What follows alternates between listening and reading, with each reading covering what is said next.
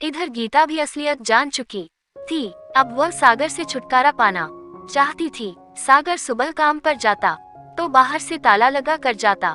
इधर गीता का परिवार उसे ढूंढ कर थक चुका था। इश्तिहार छपवा दिए गए ताकि गीता का कहीं से कोई तो सुराग मिले। एक दिन सागर तैयार हो रहा था कि ऑफिस से फोन आया कि अभी पहुंचो। वह जल्दी में ताला लगाना भूल गया। गीता के लिए यह अच्छा मौका था। वह भाग निकली और जा पहुंची अपने घर। उसने अपने किए की माफी मांगी। घर वालों से तो गीता को माफी मिल गई, पर आस पड़ोस के लोगों ने उसका जीना मुहाल कर दिया था। गीता के पापा ने ये घर बेचकर रोहिणी में जाकर नए सिरे से जिंदगी की शुरुआत की, मगर वहाँ भी वे जिल्लत की जिंदगी जिए। न कहीं गीता का रिश्ता तय होता था और न ही कहीं बंटी का। साल बीतते गए। पहले तो पापा इस सदमे से बीमार हो गए और फिर उनकी मौत हो गई। माँ दिन रात चिंता में घुलती रहती थी। घर बार सब बिक गया, इज्जत चली गई। गीता के एक मामा करनाल में रहते थे। एक दिन वे बोले, दीदी करनाल तो मैं आपको लाऊंगा नहीं, मेरी भी यहाँ इज्जत खराब होगी, पर आप कुरुक्षेत्र में शिफ्ट हो जाओ, कम से कम दिल्ली जितना महंगा तो नहीं है। वे सब कुरुक्षेत्र में शिफ्ट हो गए। वहाँ मामा ने जैसे तैसे छोटी मोटी नौकरी का इंतजाम करवा दिया था। इससे किसी तरह गुजारा चल निकला। गीता अब 35 साल की और बंटी 40 साल का हो गया। गीता का रिश्ता तो न हुआ, अलबत्ता बेटी का रिश्ता वहाँ किसी जानकार ने करा दिया। अब बंटी की तो शादी हो गई। क्या करता, कब तक गीता के लिए इसे भी कुंवारा रखते, आगे परिवार भी तो बढ़ाना था। गीता का रिश्ता न होने की वजह एक और भी थी कि उसे शराब पीने की लत लग गई थी। टेंशन में होती और ऑफिस के स्टाफ के साथ पीने लग जाती और पीकर फिर होश कहाँ रहता। कभी भी तन की आग भी सताती और कोई न कोई अपनी भी आग इससे बुझा लेता। लेकिन ऐसा भी कब तक चलता।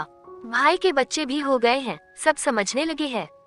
भाभी को भी अब बुरा लगता है कि कब तक शराबी बहन उनके सिर पर मंडराएगी। उम्र भी तो कम नहीं, 45 साल की हो गई। आखिरकार एक रिश्ता मिला शाहबाद में। लड़का क्या आदमी था, अधेड़ था, सूरज विधुर था, मगर कोई बच्चा नहीं। इसलिए सोचा कि दूसरी शादी करके वंश आगे बढ़ाया जाए। बात बन गई तो शादी कर दी। गीता ने भी सोचा कि अब एक अच्छी बीवी बनकर दिखाऊंगी।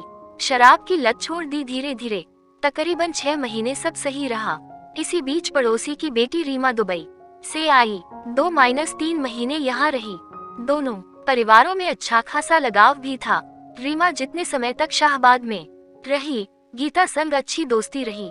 वह सारा दिन भाभी भाभी करती रहती। जाते जाते रीमा गीता को बोल गई, भाभी मैं आप दोनों को दुबई बुला लूंगी, वहाँ की लाइफ यहाँ से अच्छी है, वहाँ सेट करूंगी आपको। गीता और सूरज भी खुश थे कि वे दोनों दुबई में सेट होंगे। वैसे भी आगे पीछे कोई नहीं, दोनों ही तो हैं, तो कहीं भी। 2 महीने बाद रीमा का फोन आया, भाभी यहाँ के नियम बहुत सख्त है, इसलिए हमें यहाँ के नियम से चलना होगा। मैंने आपके पेपर सब तैयार कर दिए हैं। मैं आपको अपने बच्चे की नैनी यानी आया के रूप में बुलाऊंगी, फिर आप यहाँ सेट होकर सूरज भैया को बुला लेना। कुछ समय बाद गीता खुशी खुशी दुबई चली गई। लेकिन वहाँ के तो रंग ही कुछ और थे। सुबह 5 बजे से रात के 12 बजे तक सारे घर का काम करे। उस पर बच्चा इतना बिगड़ा हुआ था कि कभी उसे गाली दे, कभी चप्पल उठाकर मारे, खाना भी ढंग से न दे, बस जो बचा कुचा वही दे दे, चाहे उससे पेट भरे या न भरे। गीता न तो बच्चे को डांट सके, न ही कहीं जा सके और न कोई पैसा उसके पास। खून के आंसू रोए बेचारी 4 साल तक न तो परिवार वालों से कोई बातचीत, न ही सुख की सांस ली। आखिरकार गीता ने एक दिन हिम्मत की, जब रीमा और उसका पति ऑफिस गए हुए थे। वह चुपचाप एक खिड़की से भाग निकली और पहुंची सीधा पुलिस के पास और सब कुछ बताया। पुलिस जा पहुंची रीमा के घर। हाँ, गीता भागी जरूर, पुलिस में उसके खिलाफ शिकायत भी की, मगर उसने धोखा नहीं दिया रीमा को। जिस तरह रीमा ने उसे दिया था, वो तब भागी जब रीमा के आने का समय हो चला था, ताकि रीमा का बेटा ज्यादा समय अकेला न रहे पूरे घर का काम करके। तब जब पुलिस रीमा के घर आई, तब भी उसने ये कहा कि उसे रीमा से अपने पासपोर्ट और पेपर वगैरह दिलवा दे और उसे वर्क परमिट मिल जाए, और उसे कुछ नहीं चाहिए। गीता अपने पति को बुलाना चाहती है। रीमा ने उसके सब पेपर उसे सौंप दिए। गीता ने रीमा पर कोई केस नहीं किया। गीता अब दुबई में अलग काम करती है, अलग घर में शांति से रहती है। गीता इस समय सूरज के कागजात तैयार करवा रही है, ताकि सूरज को वहाँ बुला ले। गीता सारी उम्र एक गलती की सजा भुगतती रही, वह सच्चे प्यार के लिए तरसती रही।